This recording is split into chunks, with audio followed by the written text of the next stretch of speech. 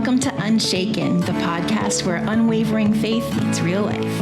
I'm Kristy, and together with my husband, Tony, we dive into authentic conversations, offering biblical insights and sharing stories that inspire resilience, especially for families navigating the unique challenges of disabilities.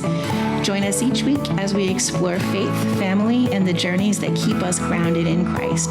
Don't forget to subscribe so you never miss an episode. Let's stand firm together. Hi, Unshaken family. This is Kristy. I'm here with Tony.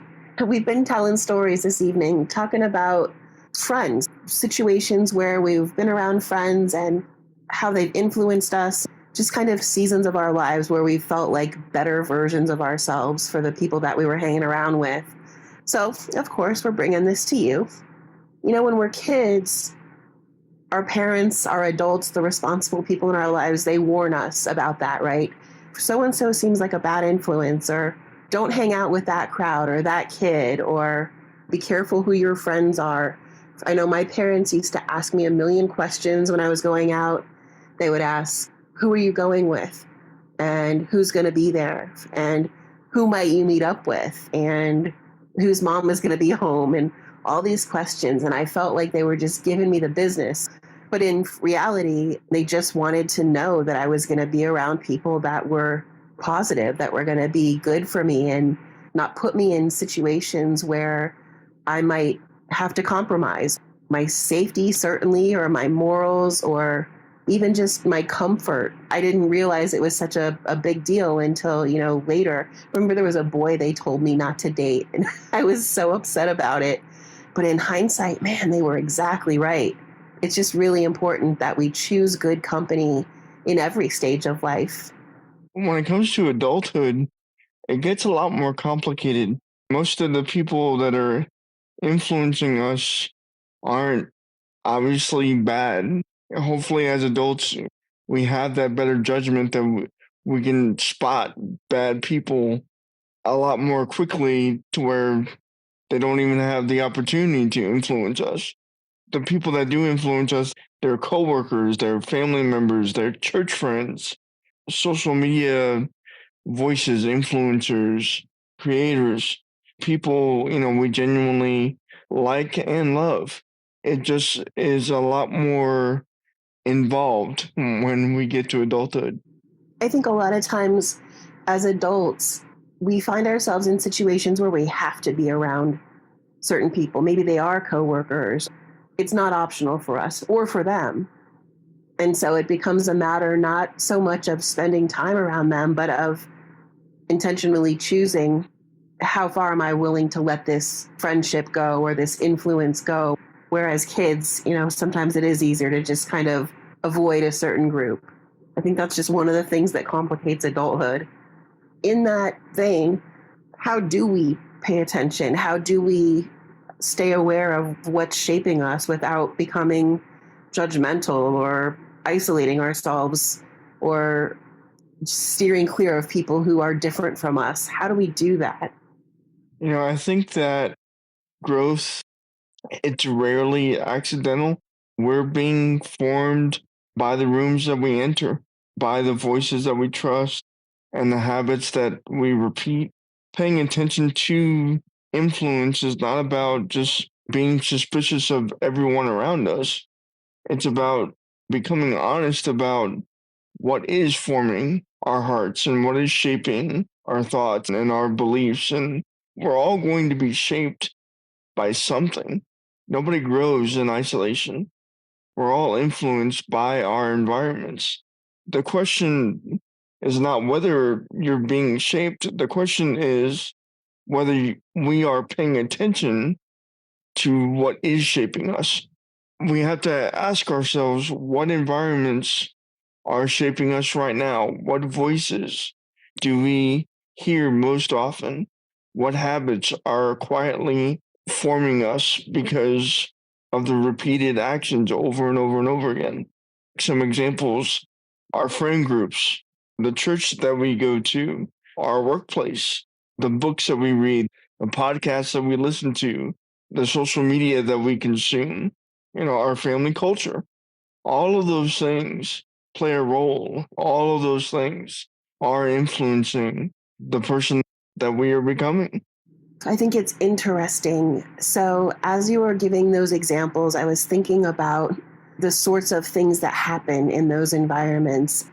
Let's talk about family culture, for example, for a minute. There were seasons of upbringing in my own life, and I know you and I have talked about this before, where a loving family that, obviously our families want the best for us, and they raise us with the values and the traditions that they want us to have. But sometimes that stuff goes to, like, teasing becomes a thing in a family. And it's not a bad person. It's not a malicious thing, but it's one of those little things that creeps in. It really can influence the family dynamic, but also the people. When we're playing, when we're just kind of picking at somebody, are we hurting them? Are we making them doubt themselves? Are we making them feel uncomfortable? In our friend groups, generally good people, does somebody telling a joke, like, does it become an off-color thing? And then does that happen repeatedly? Some of it is who's influencing the people who are influencing us.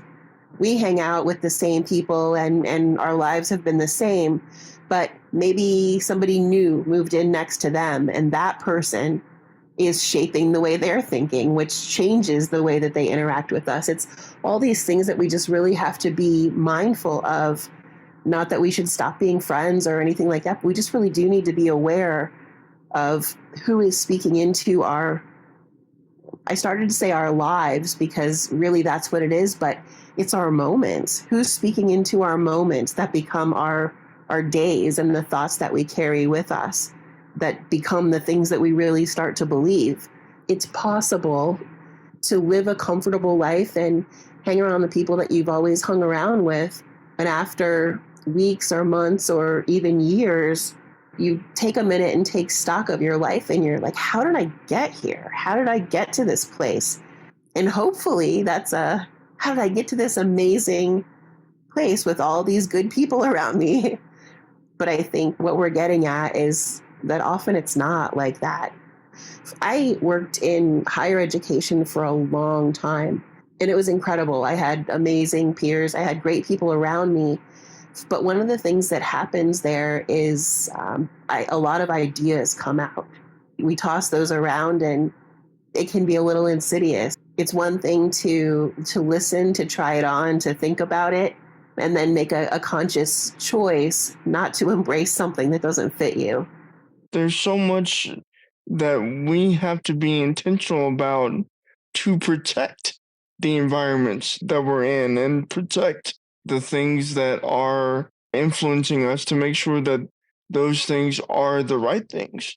We need to be rooted in truth rather than simply just absorbing anything that just happens by, especially in the kind of social media world that we live in right now. Culture is going to throw stuff at you 24 hours a day, 7 days a week. You can like a meme or a reel. All of a sudden, now you've gone down this rabbit hole of reels that might be similar to each other. But when you look at reel number 1 versus reel 20, it's vastly different. But it's because you took 20 steps to get from reel number 1 to reel number 20. And now you're in a place that you actually never meant to be in, but we just let the wave sort of take us in that moment. We need to be conscious of that so that we can kind of pull ourselves out of that before any damage or anything bad happens. I used to teach a strategies class to college freshmen. And one of the things that I would do with them is we would go into a long hallway in the building, and we would start at one end with the goal of going to the other end. And anytime we would get to a place where a hallway intersected, I would tap on somebody and they would go, and I would say, count your steps. And they would count, maybe it was like one, just like whatever they wanted, 1 or 2 or 40, whatever it ended up being. And I would have them come back and I would say, now let's look at this. Let's see what just happened here. If you take one step off your path, it takes you one step to come back. So you've missed 2 steps. But the rest of the group is now 2 steps ahead of you. But if you take 10 steps, what you've really wasted is 20 steps. It took you 10 steps to get there. It's going to take you 10 steps to come back. And the people that you're trying to stay with are now 20 steps ahead of you. And if you take 50 steps the wrong way, you're talking about 100 steps and you can't even see those people anymore. It was kind of neat to see them get it, that we really do have to be paying attention. You are not weak and I am not weak because our environment affects us. We are designed that way. We are relational people. We are made to be influenced and to influence others. And it's part of who we are. The key is making sure that in wisdom we pay attention to what is repeatedly in our environments that is forming us. I hate to bring this back again to education, but the students that I teach, even the students that I'm currently teaching, I teach as an adjunct for an online school right now. Part of what we talk about in those early classes is their motivation for staying. A student is never more motivated to stay in college than they are their very first couple of classes. Like, that's when the fire is still burning bright and they're not tired and a bunch of stuff hasn't come up. But one of the things that we run into is that they have people who have been their peers all their lives, and then they make a choice to make a change. They're going to go to college. They're going to choose what they feel is better for them, for their future, for their family. And the people that they're leaving behind don't receive that well. They might be demeaning. They might make fun of them. Oh, you're going to be too good for us. What are you too good for us? I think that can be really one of those impactful things. I think some environments feel safe because they're actually healthy environments. And we've chosen or we've found ourselves in a place where the people around us are supportive of our growth. They're supportive of the things that we want to pursue or the things that we feel are noble or even just appropriate. And other places feel safe because they're familiar, but not necessarily because they're healthy. And I think that's the situation that a lot of my students have found themselves in, is where it's familiar, it's the same old people, but it's no longer safe. There's a lot to this. When God is calling you to do something, you start to do it, but it's not working out. A lot of times it's because you're holding on to maybe a group of friends, or you're holding on to an environment that God is calling you out of.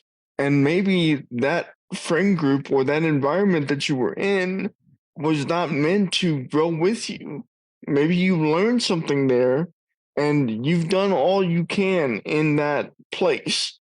And now God's calling you to the next step, the next thing to climb, but you're still holding on because it's so comfortable. It's so familiar. And God says, no, you've got to move. Sometimes that transition can feel really bad, but it's because God is trying to tell you, let go of this so that you can grow. And sometimes that can be a really hard thing to accept. It's a good point. Sometimes we stay too long. It may be that God has an opportunity for us, and we're like what was that game called where you have to jump on a log? Is that Frogger? Yeah, I think that was Frogger. And if you hesitate too long, you miss your log, and you go in the river and it bumps you back and whatever. If we stand there on the sideline too long and we don't jump, sometimes God will give you a little nudge, and you're right, it doesn't feel good. At the same time, sometimes it's not so much that there's something that we're moving toward. It's more that we've stayed in a situation for too long that just hasn't been productive for us, or that has stopped being productive for us. We've stopped growing.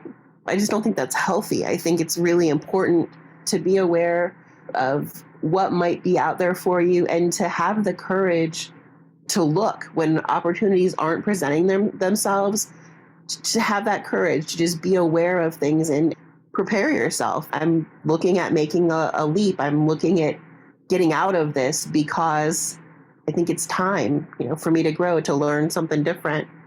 On the flip side of that, we find ourselves somewhere and then we have to get comfortable with being uncomfortable, with stretching, growing, with, reaching up, and the growing pains that come sometimes with that, because we're just not there yet. We're trying and it's just not working out, and that can feel very defeating.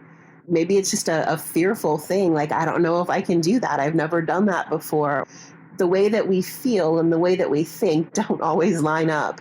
I think it's those feelings that can keep us from leaving a place that we should be leaving. As part of this, yes, we want to stretch. Yes, we want to grow, but there also is a time and a place for patience. There's value in staying through those valleys so that you can see the fruit that comes from it on the other side.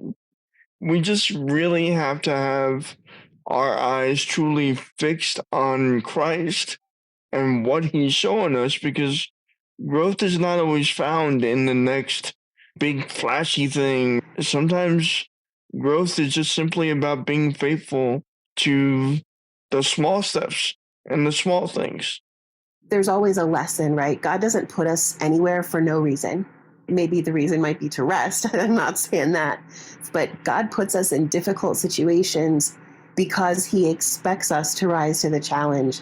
I had a boss for a couple of years who did not like conflict. He absolutely refused to have hard conversations. Anytime there was something that came up where somebody had to have, one of those discipline type talks, he managed to just not be on campus. And so it fell to me to have these difficult conversations, like up to and including termination of employment. In the beginning, I would come home and I'm like, Tony, I had to fire somebody today that doesn't even work for me. It just happened over and over. And I mean, it was horrible at the time. It felt terrible. I'm like, I don't want to have those conversations either. And it wasn't my job. It was his job. But after a while, after this became sort of a theme, this is an area where there's something for me to learn, something for me to grow. Thank you to my husband who spotlighted that for me and encouraged me to stay with it. I did learn a lot. I learned how to have those conversations with compassion. But man, it's not a situation I would have ever chosen to stay in. Sometimes it's something that we're supposed to get from there. And the other point that I don't want to miss here is that having somebody like a Tony in your life to encourage you to stay, and somebody that you trust give you a second opinion on your perspective. I trust you. Do you see this the same way I do?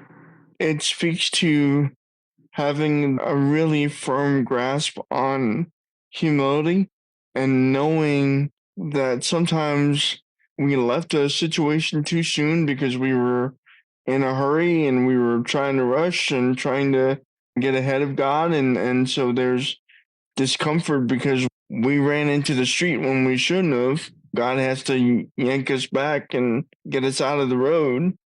I have a question, I think, for all of us.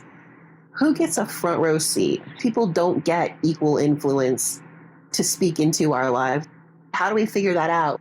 Whose opinion affects us the most? How do we sort that out? The first thing that we kind of have to frame this around is understanding that influence is not the same thing as love.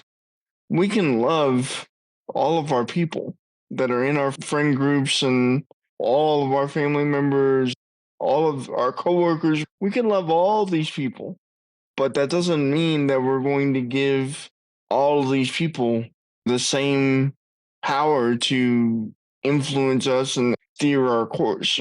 That is where we get to be much more selective. So we can love everybody, but everybody doesn't get to have the same amount of influence. Ask yourself these questions and really reflect on these. Whose opinion affects you the most? And why? And who speaks truth into your life? Who challenges you when you're starting to go down the wrong path? Who's the one that says, hey, pump the brakes? That's so interesting because I was thinking different. So yes, challenges you when you're about to do something dumb. but also challenges you when you're feeling very comfortable. No, you're better. You can do more. Let's take a bigger step.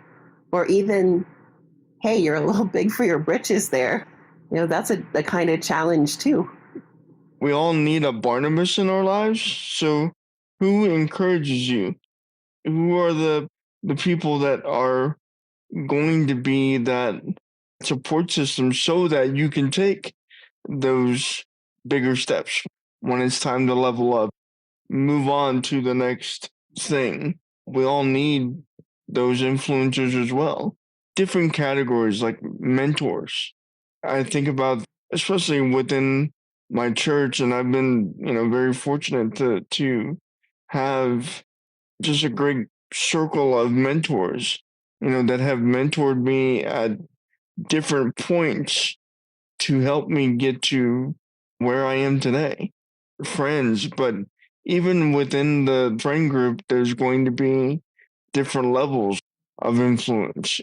We can love our friends, but there are friends that we can have fun with and are fun to be around, and that anytime that you're around them, you're gonna have a good time, but they're not the best person to really take life advice from.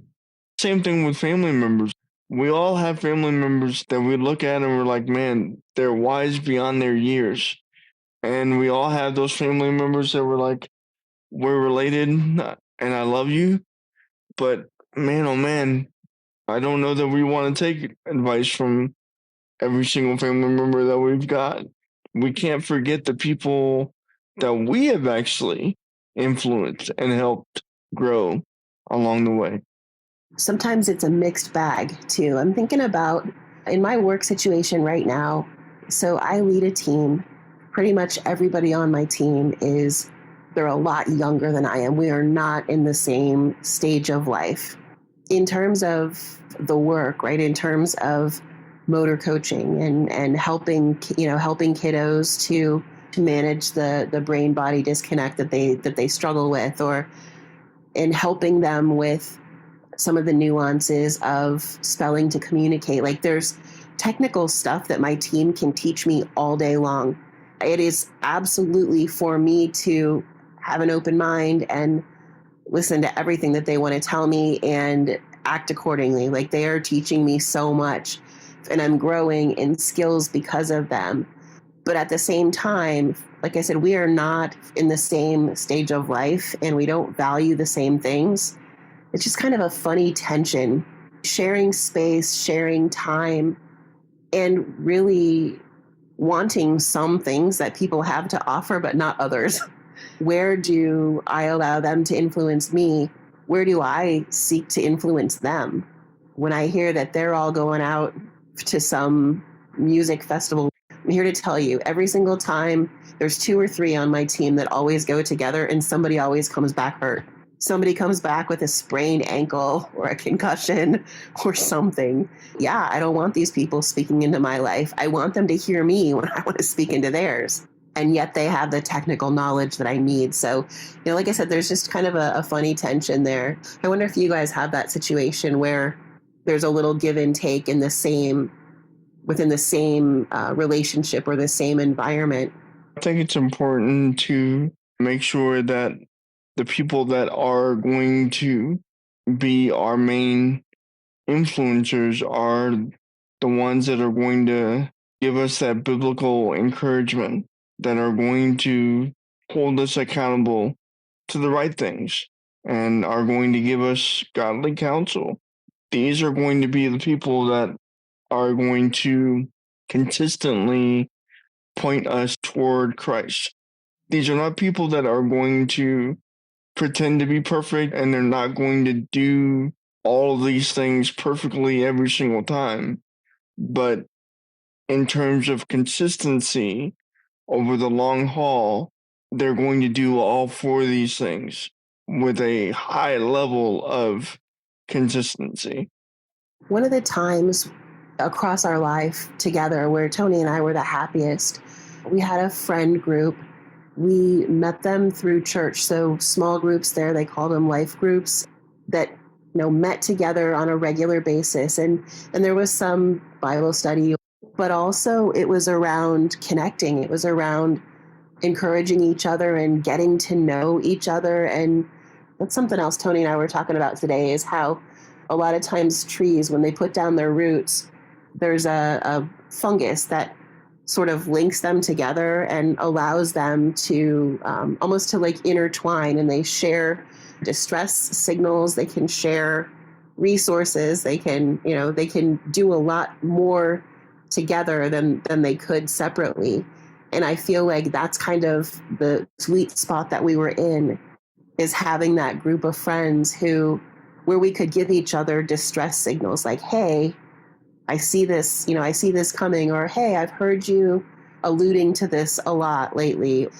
But also knowing that we were going to come together and pray together. And there's something very comforting about being around people who talk about Jesus in regular conversation, who pray before they. It's just kind of nice sometimes to live within the comfort of that. It doesn't mean that we don't want to have friends that aren't like us, because we absolutely do. That's how we grow. That's how we help other people to grow. But it's one of those intentional things where we can choose to either be around people who are like us, try to encourage each other to kind of stay in that lane, or if we can be around people who are different from us, and then just be very mindful of who speaks into your life at what level, and just to try to take care to not receive influence that isn't going to take you the direction that you're trying to go. Influence is powerful. We have to choose carefully who gets a front row seat in terms of who's going to be the biggest influencers of our lives. A front row seat should belong to people who help you become more faithful, not just people who confirm what you already feel or what you already do. I think this leads into a distinction that we have to make: being influenced versus being available. Jesus does not call us to hide from the world. We're to be rooted in him. He says in John, he says, abide in me. Why he wants us to be rooted in him is so that we can love people without losing our way. People can hear conversations like this and think, I should only spend time with people who think like me. Absolutely not. We're not going to grow that way. If all we do is stay in an echo chamber, we're not going to get anywhere. The Great Commission says to go. The English translation kind of does us a disservice in our Bibles here, because it can give the false impression that we are to kind of prepare and then go. But the Greek is actually make disciples while you are going. So it is like, as you are living your life, as you are going through your daily routine and your, all the things that you do on a day-to-day basis, make disciples and go to the ends of the earth. It is about going and doing at the same time, not preparing and then going once you've got it all figured out, because we're not going to have it all figured out. Loving people well, building relationships, serving others, and of course, with the ultimate goal of pointing people back to Jesus and his church. A key component of all of this, it's curiosity, staying curious. How do we know if it's something or someone, an environment or a person that we should reject or lean into without doing a little bit of research? I think that will allow us to make smarter choices about where we lean in, and also help us to grow. It helps us to move beyond our little circle that we tend to operate in. I think we need to be open to listening to and learning from people who are different from us. And in order to get that effect, I think a lot of times we have to be willing to go into unfamiliar places. And we have to walk into situations knowing that it's going to be uncomfortable for a while, avoiding those echo chambers that Tony was talking about. That's how we do this. That's how we move toward the life that God has for us. Finding comfort and staying rooted enough to engage, enough to love others well without losing ourselves. The goal is never isolation. We're, as Tony mentioned earlier, it's the goal is relationship. We were made relational by a God who does not make mistakes about anything. He expects us to follow his commands and to abide in him and to abide in the foundation that we have, that we know that we don't want to stray from. We know that it's just not healthy for us to stray from.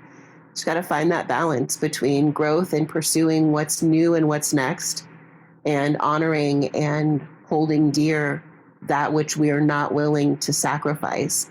And that's around making really smart choices about environments that we're in and how long we stay, when it's time to get out. And again, that balance between spending time with people who are different from us so that we can learn from them, and potentially so that we can influence them for Jesus. At the same time, having enough people around us who will point us back to those familiar ways that we know are right if we try to stray too far or in a wrong direction. It's important to take an inventory, if you will, take a look around and just simply notice what is influencing you in the moment. It's important to just not think of this as kind of a trivial thing. Noticing your environment and noticing what is influencing your life is not meant to be a small step. It's meant to be reflective and thoughtful and in-depth so that you can make the best decisions for yourself going forward. Being able to name what has been shaping you, what is shaping you, and what is trying to shape you is really an act of wisdom that I don't think that we exercise as much as we should. I think you're onto something there. I think it's not necessarily looking at the place where we are and evaluating that place or the people around us. I think you're right. I think it is more looking at where the influence is coming from, what environments, that we're in make us feel hopeful. When we come home, from what group of people, from what setting, do we come home feeling like our bucket is full? On the flip side, what environments make you feel cynical, or the people there are cynical or negative? That's so hard. But to think about those questions and identify those things and then act accordingly, who consistently points you toward Jesus, who pulls you away from the person that you want to be, from the direction that you believe that God is calling you to go, like who diverts you from that path? Where do you feel like you're growing? In what areas do you feel like you're stuck? And who can you seek out, or what environment can you put yourself in to address those things, to help you grow where you want to grow and get out of that rut that you might be stuck in? You're right. It's not quick and easy work, and it's not one and done work either. I think it's something that we have to kind of keep with us all the time. We're not static. We're constantly changing, and so is the world around us. Maybe there's a relationship that needs more intentionality, because either you need to allow that relationship to influence you more, or flip side is also true. Maybe that you need to exert more influence in that relationship. Maybe there's a mentor you've been, meaning to call. There's no time like the present. Maybe there's a group that you've been thinking about joining, but you haven't taken the step, or you haven't cleared your calendar to make yourself available to join that group. Maybe that starts this week. Block out that time so that you can join that group and evaluate that group and see if that group is going to be something that is going to help you grow and go forward. Maybe there's an opportunity that you've been avoiding. Maybe there's something that God is calling you to do, and God is calling you to do it, and you've been afraid to just take those faithful steps that He wants you to take. Maybe this week it's about taking the first step. You can't take step 10 without taking step 1. Maybe that's what you do this week is just take step 1 and just start in faithfulness there. Maybe on the flip side, there's a voice that you've given too much influence to. They've spoken too loudly in your life. They've taken a front row seat when they should have been sitting in the back row. You have to take some uncomfortable steps to move them out of the front row and get them where they need to be. It's important to note these questions and these sort of challenges, if you will. It's not about doing all of this all at once, turning your life upside down. It's step 1, and if you've been with us for a while, this should not be a surprise. But step 1 is prayer. Ask God what needs to change first. What voice, what habit, what relationship or environment needs your attention the most? What needs to happen next? And we say all this because God cares about who we're becoming, and He cares about who is shaping us, and He also cares about who we are shaping. So we need to take care of where we spend our time and who we spend our time with, what environments we're putting ourselves in, and the voices that we are allowing into our lives. God's not only concerned with where we're going, but He's also concerned with, and He also cares about what is forming us as we are on whatever path to what He's calling us to. So it's not just about the destination, but it's also about the journey. He cares about every single part of this process. There's a lot of life that happens just by default, but growth is not one of those things. It's not accidental. We need to pay attention to what is shaping us. We need to pay attention to those that are speaking into our lives. And we need to ask God to give us wisdom as we are going through our lives to recognize the environments that are helping us grow, to recognize the people that He wants us to give influence to, and the people that He wants us to influence, the places where He is inviting us to go and inviting us to take our next faithful step.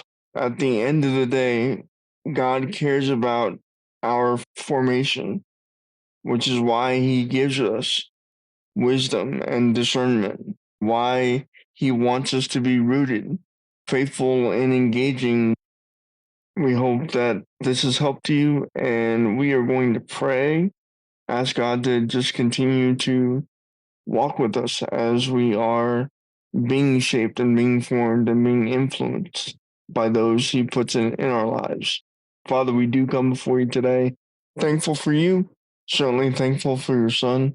Point us to the environment or the next conversation that we need to have. Give us the tools that we need so that we can make the right choices. Walk with us, light it up with stadium lighting so that we don't miss it, because we do want to do your great and perfect will. So we thank you, Father, for your Son, and we ask all of these things in Jesus' precious name. Amen. Amen. Thank you guys so much. Hope you guys have a great day and a great rest of your week. And we'll see you next time. Bye, friends.